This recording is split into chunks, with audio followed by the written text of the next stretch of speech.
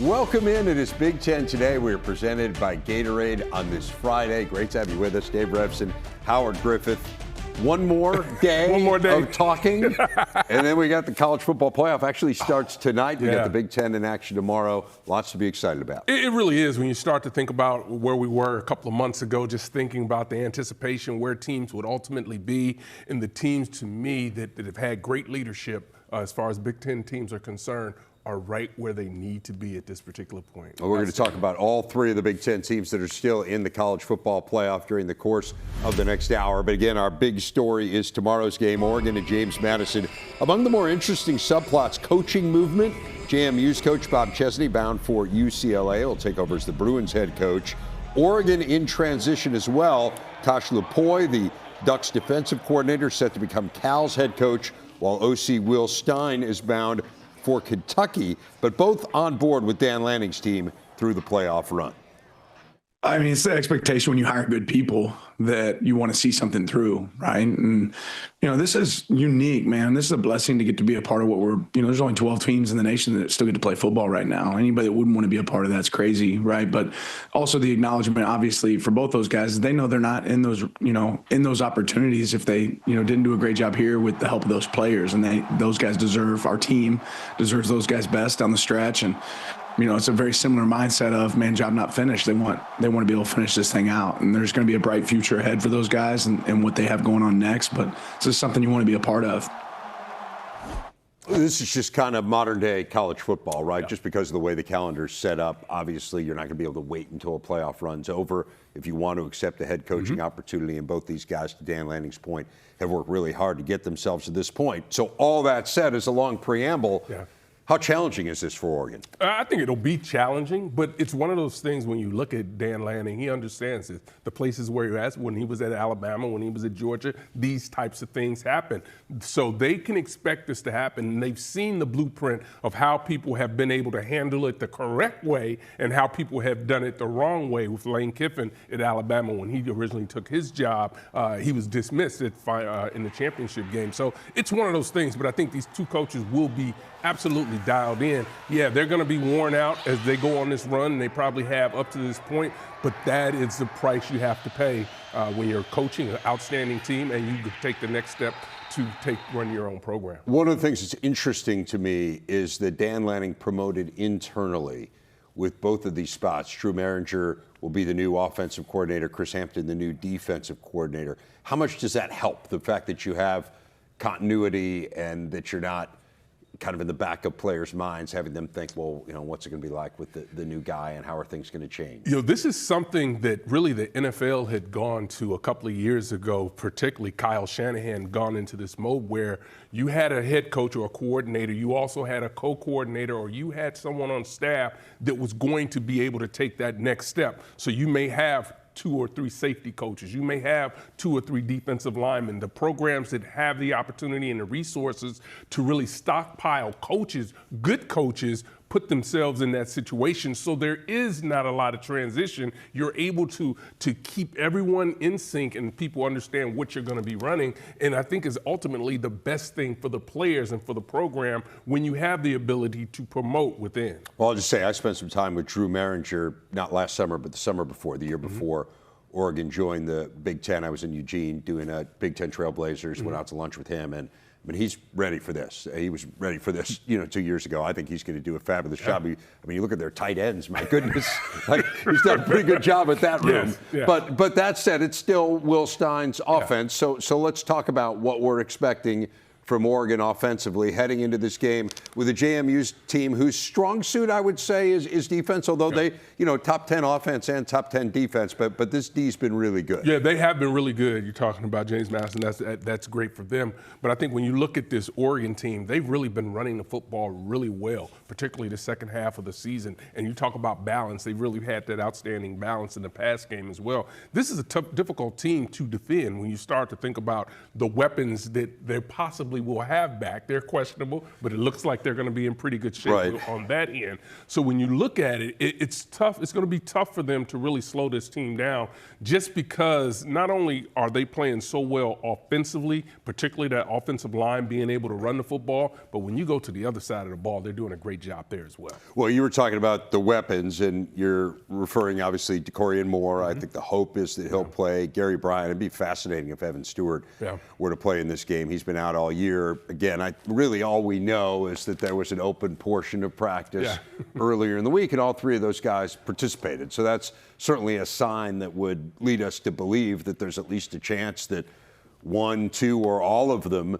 participate in this game. And I mean, I marvel at the way, Howard, that they have kind of pieced things together here so far, because you think about all of the players that have been out, and yet they've managed still to be pretty potent offensively. It speaks to the depth of this program.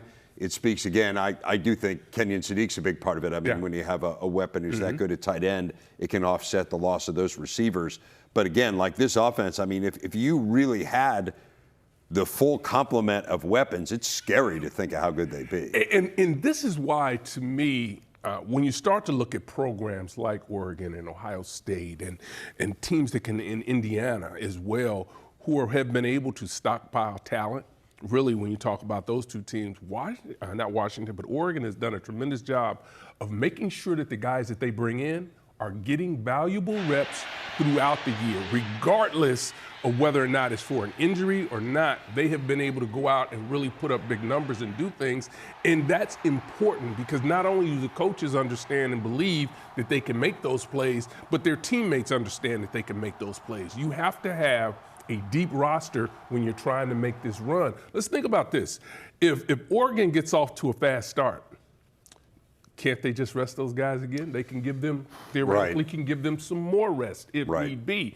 So I think Oregon coming out and getting a fast start in this game will help them as far as when you think about the health of this team and getting them to where you need them to be in a couple of weeks. And they just have so many different guys who can beat you. I keep looking at the fact they're second in the Big Ten in rushing, and yet they don't have any individual in the top 7 in the Big Ten in rushing. So again, it just speaks to the depth of this team and the appeal of this system. I think offensively, you're going to say something? Explosive plays. I think they have 84 of them. Yeah, they're great. 84 of 20-plus yards. And they've given up the fewest explosive plays of any team in the country. Yeah. And that, like, you know, when you talk to coaches about, hey, how are games won and lost in this day and age, obviously you're going to talk about the special teams and turnovers. Those are kind of the themes that people always hit on.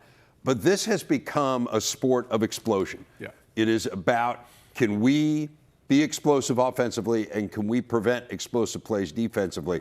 Again, to your point, like to have the most explosive plays in the Big Ten and to give up the fewest in the country speaks to how good they are. And that it's a great formula for winning games. So what about this defense? What about the D that Tosh Lupoi has put together? Well, I think one of the things, when you look at their games, when they've been disruptive up front and really been able to control the line of scrimmage, be able to go get those sacks, tackles for loss, to me, those are the games that they come out and dominate those games. So this is one of those matchups, to me, that they'll be able to get that done when you look at this defensive front. They're talented up front and have done a great job all year, but there's been some inconsistency in some games when they've matched up against better offensive lines. But I think they will be the key for this run for Oregon. Yeah, it's interesting. They haven't really had a lot of sacks this year, but they're 12th in the nation in pressure rate.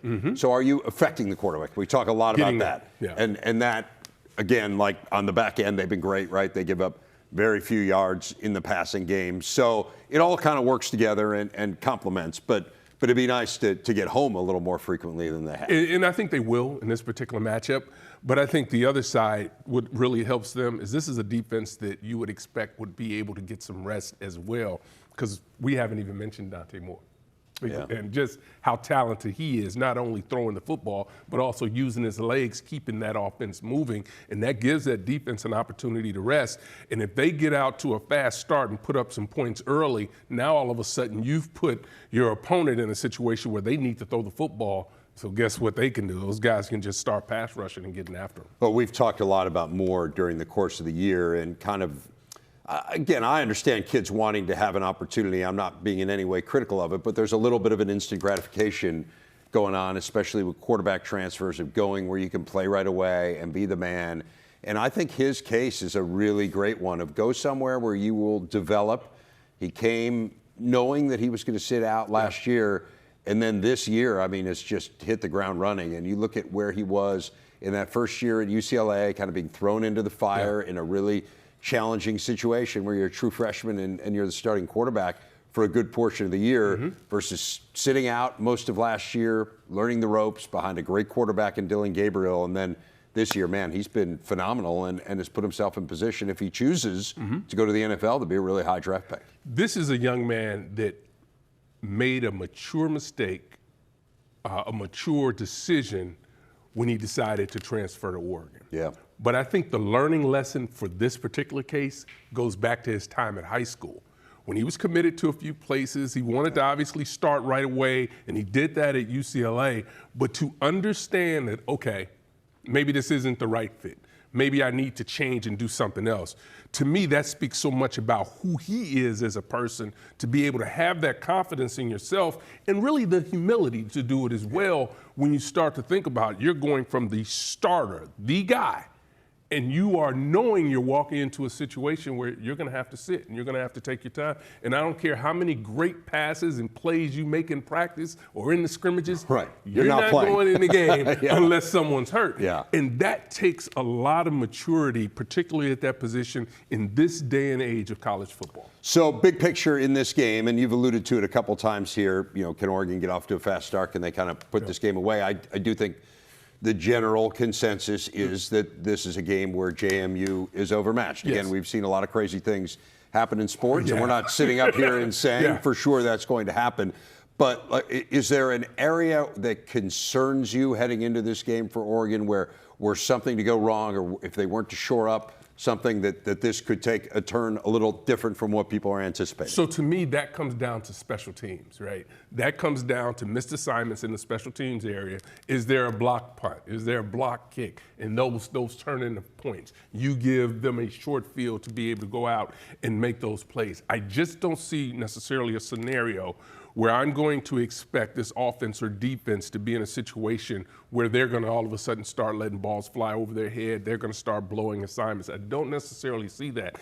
And really, that's not to say that you will see it in special teams, but you never know. Special teams, you can come up with a scheme, a design that your opponent hasn't seen and may be able to take advantage of it, and it happens so quick.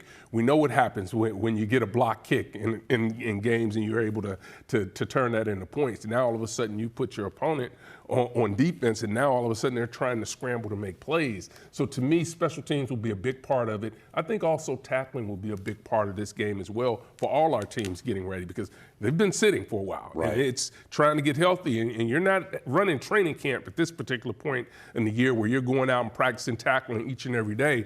So the maturity and people understanding where they need to be and what they have to do to go out and do the best job they can really is going to be the telltale sign. Yeah, that's what's so interesting, I think, about this time of year and in talking to coaches is the balancing act, right, of how much you kind of pull back to make sure that your guys are 100% coming into these games and how much you try to keep that edge. And I've got to think that's the hardest part. It is, and that's why when we look at these three teams that we have at this particular point, outstanding coaches, head coaches and assistant coaches, right, outstanding leadership, and these are teams that you haven't seen really, struggle and play down to their competition. It looks like they are ready to go each and every week. Now, listen, it might be a 7 to 10 game at a point, but it's not like you saw any of these three teams ever come out lacking energy. And to me, that's about these head coaches. These guys have been able to press all the right buttons and have done a great job at it all year. And Oregon, as a general rule, been a really good first half team this year. So you combine that they've typically come out ready to play. You think about Autzen and how charged up people are going to be there. So might be a little weather as well. Yeah. You never know. Yeah, there's a little bit of intrigue, no doubt. But it does feel like the Stars have. Here we go. Down to 10. Don't wait too long. Down to 5. Hoiberg kicks it out. Lawrence for the win. Got it! Jamarcus Lawrence walks it off in Champaign, and Nebraska is 11-0 for the first time in school history.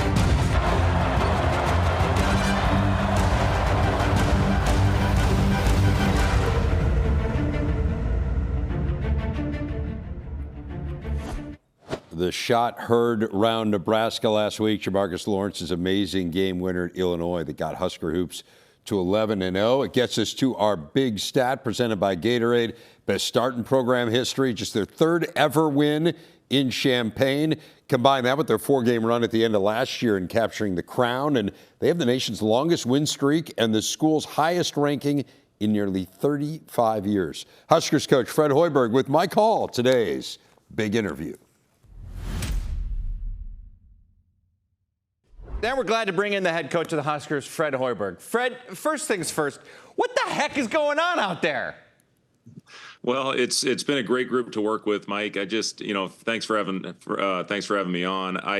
When we put this group together, I had high expectations for what I thought we could accomplish, and a lot of it starts with their character. And we have not had any distractions with this group at all. It's been a very unselfish team. They're on time. You don't ever have to worry about anything as far as academics or off the court. And they've just been really fun to deal with. And, this team, listen, we've really grown through in the early portion of the season. Some games maybe where we didn't play up to the standard. And the good thing is we were able to learn while at the same time winning. And it's always better that way. And, the team's continued to get better and better. Had an unbelievable week last week. It was when we looked at the schedule and saw that we were playing our rival Creighton on a Sunday, then had 2 days to prepare for a Wisconsin team that runs so many good actions out of their continuity ball screen motion. And then you get 2 days to prepare and go play really our first true road game in Champaign in one of the great venues in the country. So we knew it was going to be a really tough week. And I thought we did a really good job at just focusing on the task at hand. Starting with that Creighton game, we had a full week to prepare for that one. And then the next two, really more mental preps. We had to keep our bodies as fresh as possible on short prep times. And I thought our guys really locked into that and followed the game plan, and we went out and played well enough to get all three. And that was a huge, step for our team. It was a confidence builder, and now we have to finish this thing off the right way before we head into the Christmas break. I mean, the last time you guys lost a game was when you were playing. Was it March 9th, 15 days ago? It's a wild run. Tell me which aspect, or maybe it's a player, that has surprised you the most up to this point. Well, obviously getting Rick Mast back was so huge for our program, and I think you see what he meant to us, how much we missed him a year ago. And 2 seasons ago when we made the NCAA tournament, Rink was second in points, he was first in rebounding, he was first in assists, and he just does so much for us, especially on the offensive end, with his ability to facilitate offense as a front court player. And his ability to shoot, pass, and dribble puts a lot of stress on the defense and how you're going to guard him. And when the teams do switch, he has the ability to go into the paint and punish the switch on the inside. When they double him, he is such a good passer. And, that was the one thing we really wanted to improve on. We made over 80 less threes a year ago than we did the season before. And we did address that. We got Jamarcus Lawrence back, and the great thing about Jamarcus is he's been here and he knows the culture and he knows the standard that we live up to. And then you got Price Sanford, who we felt was one of the best shooters in the portal, as well as some other players that we feel really good about. And this team, listen, they're very coachable. When you get in a film session, you get on them. There's nothing that's taken personal, and they've grown through some early mistakes. And the thing I've been really impressed with, Mike, when you have a team, you always wonder how they're going to handle adversity. You do as much as you can in practice and put them in adverse situations, but nothing simulates to that first time in a game to see how they respond when you get smacked in the mouth. And they did a great job. When you look back at the tournament, we played in Kansas City with New Mexico and Kansas State. Had a great win over Oklahoma on a neutral site game up in Sioux Falls at the Pentagon. And then finding a way in that game at Illinois when we had a double-digit lead. They did a great job making a big run, but we never hung our heads, and we found a way to battle through it and played with so much poise and composure, and that's what you want with an older group.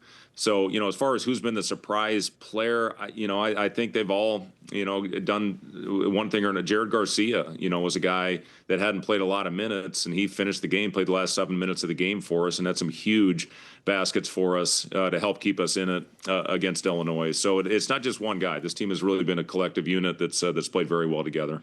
Well, let's stay on that Illini game for a second. Those final 10 seconds or so, Hoiberg drains the clock down, finds Lawrence at the right time, and you talked about wanting him, especially for hitting threes. He drills it and wins the game. What do you remember thinking in that final handful of seconds? Yeah, I mean, we called actually Illinois called a timeout after Ivasic hit the three, and it was a great shot. It was a good play by Brad. They pinned in on Sam, who was the rotation guy that just didn't get out there in time to contest a 7-1 front court shooter. So called the timeout, came over again. There was great composure in the huddle, and we ran a play that had multiple options off of it. We could come off a Price and a horn set, or go off a rink and have a different option with a slash out of the corner. And Sam made a good read, I thought. He ended up coming off a Price and made a good play to Jamarcus over on the right side of the floor. Jamarcus, went up and did the rest on his own.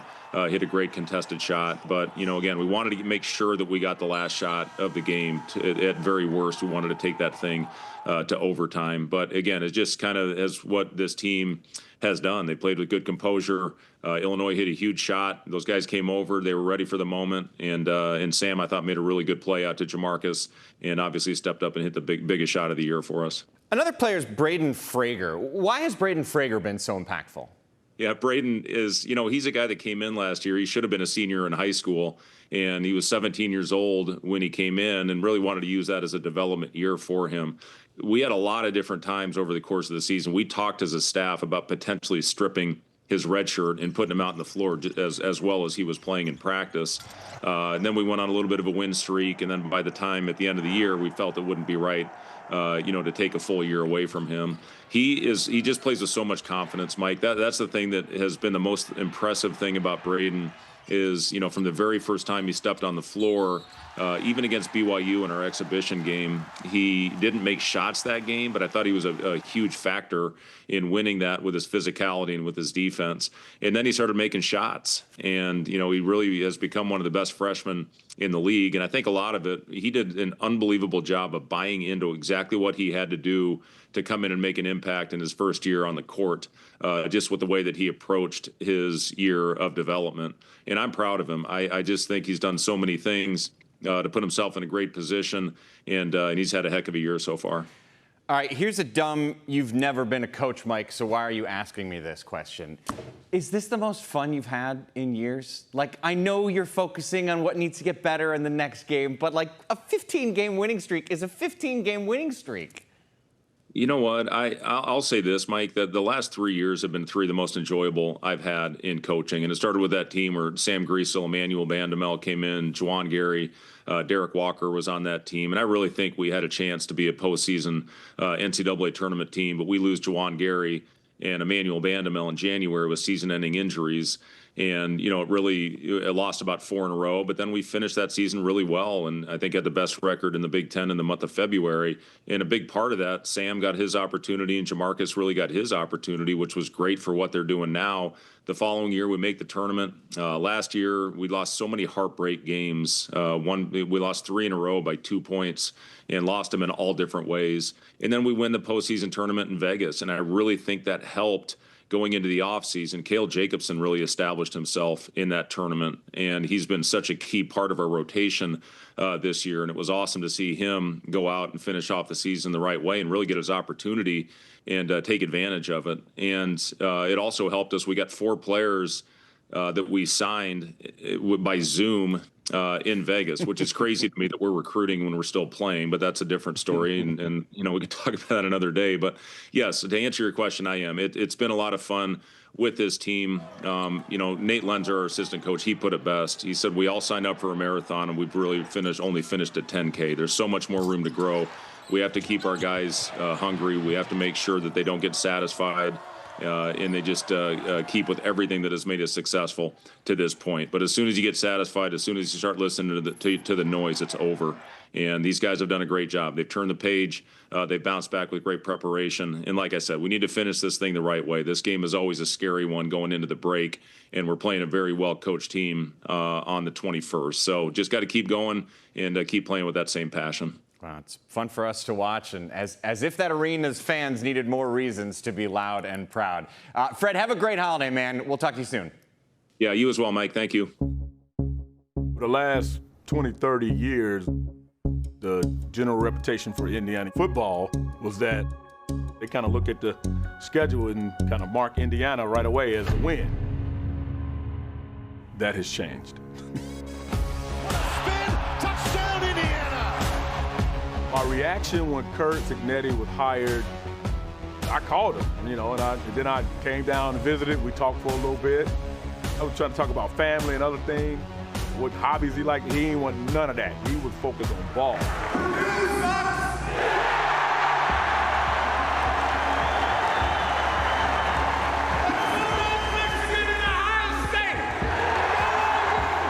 I was like, whoa, what are we doing? But he's backed it up. Indiana wins! Unbelievable! And they are going to celebrate tonight here at Indy. It's been amazing, really, at the end of the day. So not just win, but in the way they've been winning, like football is showing up. You see some intent going on in there. Touchdown! Wow! I always believed that IU football would be at the top. Indiana! Indiana! Indiana! All for you, IU! I'm glad that I'm alive here to be able to experience it. I'm excited for the team and these playoffs that are coming ahead. We are all excited. Cool to see Antoine kind of basking in the glow of this, former Big Ten MVP, now on the staff of the Chicago Bears. Biggest things you think Indiana needs to get accomplished between now and the Rose Bowl? And again, they learned their opponent tonight. We'll find out tonight who they'll figure that out. And I think one of the things that they've had to go through the process, they've got to, and this will be the first time, we've seen players get injured before for Indiana, but not to this degree. Stephen Daly. Yeah, so I think for them, it's about finding that next guy that's going to be able to get that done. Now, I'll be the first to tell you, there's no reason to think that they can't, because they've done it each and every time they've had a star go down. But this is a team that is really focused, really understands what the assignment, really understands what they went through last year. I think that was a learning experience, obviously, for them. This is a much better team than the team they had last year. So I'm really anxious to see just how they go out and perform, because I know that, as we've said for the last 2 years, they never play down to their opponents, and they're always ready to go. I think that's part of it is really interesting to me, just kind of the idea of, you talked about with last year, because I think there would be a tendency to get overwhelmed by this. Like, you and I have had the privilege of being out at the Rose Bowl many, many times, and it is so special, and it's so different. And it always has loomed so large in the imaginations of Big Ten fans, and I think to a certain extent, Big Ten players, right? And so I think there would be this tendency to get out there and get overwhelmed by it all. But it feels to me like this team's been on a mission all year because of that experience last year that at the time I think a lot of us looked at as, well, what a great accomplishment what for a them. great year they and had. they looked at it as what a disappointment. Exactly. And I go back to this. They lose the game to Notre Dame, and Coach Sig walks, to the other end of the field to do the interview with us. And there was a little gleam in his eye, a little spark. He wasn't defeated. He understood what he had just experienced in that game and knew that he needed to get better and where this program needed to get better. He went and addressed those things, and now look at them once again. I would say this about the Rose Bowl, as iconic a place as it is, I don't know if it really evokes necessarily the same emotions with the younger teams that are coming through there now. Yeah. They know what it's about. They know the history, the San Gabriel Mountains in the second half. They know all of that. They've been told all of that. but it's not the championship that these guys are running for. When we were in college, it was like, get to the Rose Bowl, want to get to the Rose Bowl. It's all about the Rose Bowl. But now, and that's not to take anything away from the Rose Bowl at all, it's just where we are now in college athletics, and there's more beyond that game. It's a step along the way. And I think we used to, like, I remember going to practices where teams would break the huddle in the preseason and say Rose Bowl. Yeah. And it's been a while since I've heard that. And again, it doesn't diminish it. It's a special connection. Obviously, the Big Ten champ is going there, and that's special and that's meaningful. But it's a step along the way. Yeah. It's not the ultimate goal. It's part of the goal for Big Ten teams. We saw Ohio State have its playoff run go through Pasadena last year. Of course, that was where they beat Oregon and really sent a clear message that maybe they were the team to beat in the CFP, ended up winning the national championship. This year they'll start in the Cotton Bowl. Yeah. So what does Ohio State need to accomplish coming off the loss in the Big Ten championship game between now and New Year's Eve? Well, I think they've put that part of it behind them now. And this is a veteran team that understands. I think much in the way we talk about Indiana being able to learn, this is a team that had an opportunity to learn from their last loss. And we've seen when they've had that last loss, what kind of run that they could go on. This team is super talented and has great leadership on it. And it's another one of those teams, we were talking about this earlier in the show, about having the right guy at the helm that knows how to press the buttons, having the right guys in the locker room who understand the magnitudes of what they're doing. You took it last year's team, they wanted to go out and they wanted to prove that they could beat Michigan and they could win a national championship, right? This year's team, they're like, last year was great. We need to turn the page. Right. We need to make this about us, the leadership on that team. And I thought they've done an unbelievable job up to this point of continuing to play at a high level. Obviously, the blemish against Indiana, but it's okay. They still have an opportunity to go out and do all the things that they wanted to. And you lose by 3 points to a team that is the #1 team in the college football playoffs. So that, again, you're not that far off. I do think there's like a real problem here, Howard, that we've talked about all year, which is these short yardage situations and these red zone situations. To what extent can you address that and fix that in the time that they have, or at a certain point is it just, this is who we are and we need to figure out ways to scheme around it? Well, the fixing part is really about execution. It's about everyone doing their assignment and making sure that they can get up to their blocks and they're picking up the right people. That's where the breakdown really ultimately comes. So it's really about being dialed into your opponent and understand what you're seeing. And if it's a bad play, you need to be able to get out of that bad play and get to something else. But to me, these are fixable things from the standpoint that it's about execution and it's about assignment. This is a talented team, but they have to be assignment sound, particularly when they get into the red zone, because now it's in their minds. It's in their heads about not being able to execute at that point. Of course, the solution for them is maybe just to score from 40 yards out with Jeremiah Smith. They have the ability to do that. We don't mess with the red zone. We don't have time to be down there. The red zone is for lowly teams. It's really hurting our stats. Yeah, exactly. But it is an issue, and it reared its head, no doubt, in the Big Ten championship game. I mean, were they better? The run game as well. Yeah, absolutely. Were they better in those situations? They might. Great Saturday ahead in the Big Ten, the big board showing off just how loaded it is. Not just the CFP game we've been talking about, but also a full day of hoops. Some interesting matchups, Northwestern Butler, Maryland, Virginia among them. The Iowa women taking on #1 UConn. 2 Big Ten men's teams facing ranked foes, Ohio State and Purdue. Rafael Davis tells us what to watch there.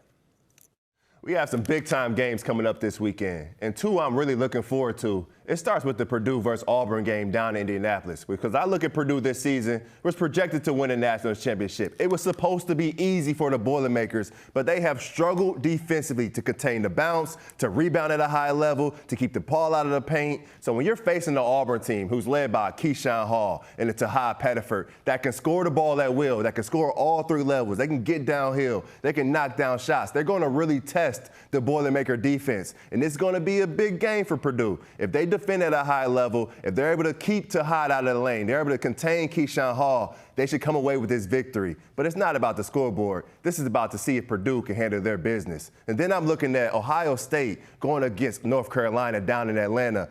coming off of that big-time win against West Virginia. Bruce Thornton was sensational, but the emergence of Amari Bynum was huge for Ohio State, and he is going to face his toughest chance, yes, with Caleb Wilson from North Carolina, one of the better freshmen in college basketball. Christoph Tilly adds something. Brandon Noel adds something down low. Amari Bynum adds something. They need those three guys to be stout inside to go along with what we know Bruce Thornton can do on the perimeter. All right, thanks, Ray. Meanwhile, final preps in Eugene for the opening round of the CFP. The field at Autzen Stadium getting a fresh paint job in anticipation of that battle between the Ducks and James Madison. Howard, got about a minute left. Just your thoughts on how the CFP lays out from the Big Ten's perspective. Really, I like where Oregon is, and not just because they're playing, but that number 5 seed has always been a position. When you go back to last year, Notre Dame was in that position. It seems that you have a much better opportunity. At least some of your matchups are more favorable when you have that number 5 seed. So this is going to be fun. The game is tomorrow night. That's going to be a great opportunity for Oregon to really set the table for themselves. But you look at our other two teams, they can go anywhere and win, and they both have proven that already. Right. I don't think it's a stretch in any way to say that any of those three Big Ten teams you could see winning it. And Legit wouldn't be shocked. It's a favorable spot. We'll see how it plays out. We have a special hour-long big show tomorrow night. We'll wrap up everything from Eugene. We'll see you for that after all the hoops. Should be a great day. See you then.